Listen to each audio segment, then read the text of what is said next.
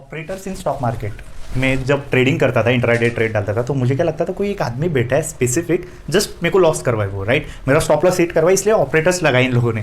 तो ये बहुत पुरानी बात है 2018 में। तो हमारे मन में भी डाउट है क्या सच में ऑपरेटर्स रहते हैं इंडियन स्टॉक मार्केट में? क्या सच में कोई ऐसे बंद, क्या सच में कोई ऐसे पर्सन है जो कि स्पेसिफिक रिटेलर्स का स्टॉप लॉस सेट करवाए? Okay, right. तो देखिए, operators in stock market, operator जैसा कोई कंसेप्ट है ही नहीं है। सेबी ने कहीं डिफाइन भी नहीं किया ऑपरेटर्स वगैरह, ऑपरेटर्स की कोई डेफिनेशन ही नहीं है, राइट। ये हम लोगों ने कोई चीज़ में जब हम सक्सेसफुल नहीं होते तो हम एक एक्सक्यूज देखते हैं कि हम वो किस पे डाल दें, एज एन एक्सक्यूज किस पे डाल दें। तो स्टॉक मार्केट में जितने भी लोग अनसक्सेसफुल निकलते हैं, वो उन्हें चाहिए कि किसी पे वो फिंगर आउट करे, पॉइंट आउट करे कि इसके वजह से लॉस हुआ है, और वो खुद की गलती नहीं देखते, तो वो एक्सक्यूज उन्हें मिल जाता है एज एन ऑपरेटर्स की ये ऑपरेटर्स की वजह से हमें लॉस हुआ है। बट एक्चुअल में आपको बोलूँ क्या, जब 2018-19 में जब लीवरेज मिलता था, right, leverage means 40 time 50 time leverage मिलता था, तब 40 टाइम 50 टाइम मार्जिन पे आप स्टॉक्स उठा सकते थे तब के टाइम पे। अभी तो 4 टाइम 5 टाइम ही हो गए।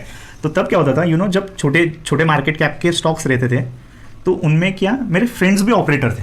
आपके हिसाब से ऑपरेटर कौन है? जो स्टॉक प्राइस को मैनिपुलेट कर सके, या तो ऊपर या नीचे लेके जा सके, तो जो मेरे फ्रेंड्स रहते थे उनके पास अगर 30,000 का भी कैपिटल है, राइट, इंटू 40 टाइम्स लेके, अगर आप ऐसा स्टॉक है जिसमें लिक्विडिटी कम है, आप क्या करना, ऐसे स्टॉक में, फॉर एग्जाम्पल हम पिरामिड ले लेते, पिरामिड एंटरप्राइजेस, राइट, तब के टाइम बहुत चलता था ये स्टॉक, ट्रेडिंग के लिए लोग इसे बहुत यूज़ करते थे।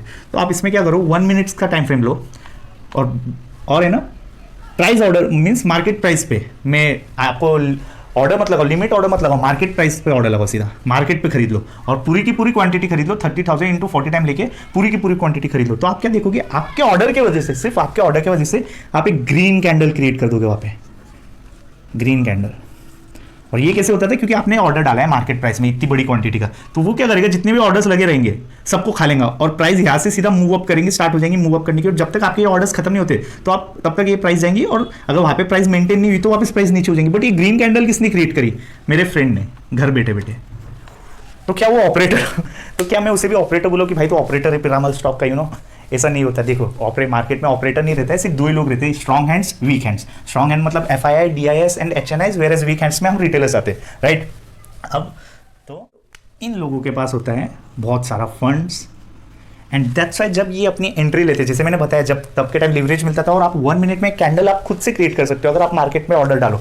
अभी के टाइम जैसे कि मैंने बोला लिवरेज नहीं है, तो ये सोचो हम 1 मिनट की कैंडल क्रिएट कर रहे हैं, ये लोग कितने, ये सीधा 1 डे की, क्योंकि इनकी क्वांटिटी इतनी ह्यूज रहती है, तो 1 दिन की कैंडल को मैनिपुलेट कर सकते हो, जस्ट बिकॉज उनके पास इतना प्राइस, इतना फंड्स अवेलेबल है। अगर वो परचेस करने जाएंगे डेफिनेटली प्राइस में इंपैक्ट आएगा। तो इसकी वजह से हम उन्हें ऑपरेटर क्यों बोल रहे हैं, राइट। अगर आप बाय करोगे मार्केट प्राइस पे, आपको ये स्टॉक पता है ऊपर जाने वाला है, और FIIs को खरीदना है वो स्टॉक, वो बाय करेंगे, definitely there will be an impact, और वो प्राइस अपने आप ऊपर जाएगा। देखो, अगर FII की बाइंग आती है, वो इतनी बड़ी कैंडल बनती है ग्रीन, क्यों आती है? क्योंकि वो सीधा मार्केट प्राइस पे खरीद लेते हैं, और मार्केट प्राइस पे खरीदने से, मार्केट प्राइस पे ऑर्डर डाला, समझो प्राइस यहाँ पे चल रही है, तो प्राइस ऊपर मूव होना स्टार्ट होती है और क्लोज हो जाती है, क्योंकि वो सारे ऑर्डर्स ले लेती है, जितने भी ऑर्डर्स लगे रहते हैं ना, सारे के सारे ऑर्डर्स ले लेती है, राइट। ओके, अभी देखो, ऑपरेटर्स है ना, डेफिनेटली ये रिटेलर्स का लॉस नहीं चाहते, क्योंकि रिटेलर्स से पैसा कितना कमाएंगे? ऑपरेटर्स जस्ट वांट, ये कभी ट्रेडिंग से, इनको ट्रेडिंग से इनकम ही नहीं चाहिए, इनका लॉन्ग टर्म, इनको 12%, 15%, 20% भी मिल रहा है ना, बहुत है साल का, 18% भी मिल रहा है, बहुत है साल का। तो ये एक रिटेलर से क्यों चाहिए? इन्हें तो मीन्स इन्हें कौन सा रिटर्न चाहिए, जो कि एक्चुअल में कंपनीज नेट प्रॉफिट जो जनरेट कर रही है, इन्हें वो प्रॉफिट चाहिए, राइट। और वो प्रॉफिट उन्हें मिलता है कैपिटल गेन के थ्रू, राइट। तो इन्हें वो प्रॉफिट चाहिए। हमारा रिटेलर्स का प्रॉफिट बिल्कुल भी नहीं चाहिए, हमारे स्टॉप लॉसेस बिल्कुल भी नहीं चाहिए।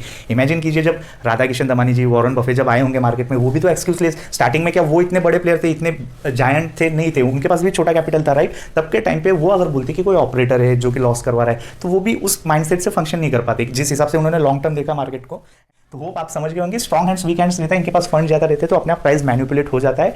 That's definitely it's natural. Okay, कोई अगर हेवी क्वांटिटी में बाय रहा है तो प्राइस अपने आप उठेगा। इसका मतलब याद करो, कोई ना कोई तो स्टार्टिंग में सारे ही छोटे थे, ऐसा नहीं होगा कि जितने भी विजय केडिया था उनके पास एकदम बहुत सारे पैसे थे और वो डे 1 पे ऑपरेटर बन गए, वो भी छोटे एज अ नूब स्टार्ट किया होगा, एज अ बिगिनर स्टार्ट किया होगा, देन वो इतने बड़ी पोजीशन पे है। तो ऐसा कोई भी नहीं रहता। हम रिटेलर्स जस्ट हमें एक एक्सक्यूज चाहिए कि हम किसी पे पॉइंट आउट करें कि इसकी वजह से लॉस हो। तो होप ये कंसेप्ट क्लियर हुआ होगा। स्टॉक मार्केट पे बहुत सारे मिथ्स लगे हुए, तो ये एक अगेन मिथ है कि कोई भी ऑपरेटर नहीं है, टेंशन मतलब सिर्फ ये है।